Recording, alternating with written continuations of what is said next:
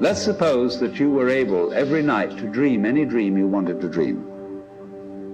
And you would naturally, as you began on this adventure of dreams, you would fulfill all your wishes. You would have every kind of pleasure you could conceive. And after several nights, you would say, well, that was pretty great. But now let's have a surprise. Let's have a dream which isn't under control, where something is going to happen to me that I don't know what it's going to be. And then you would get more and more adventurous, and you would make further and further out gambles as to what you would dream.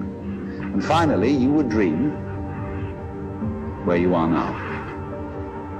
You would dream the dream of living the life that you are actually living today.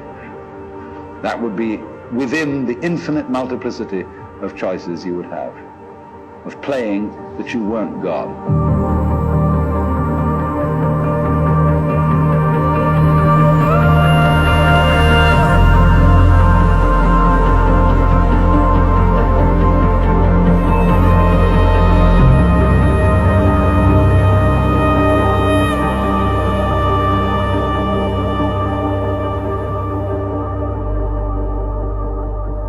Because the whole nature of the Godhead, according to this idea, is to play that he's not. The nature of love is self-abandonment, not clinging to oneself, throwing yourself out, as in, for example, in basketball, you're always getting rid of the ball. You say to the other fellow, have a ball, see?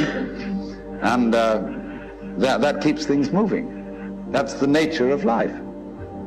So in this idea then, everybody is fundamentally the ultimate reality, not God in a politically kingly sense, but God in the sense of being the self, the deep down basic whatever there is. And you're all that, only you're pretending you're not.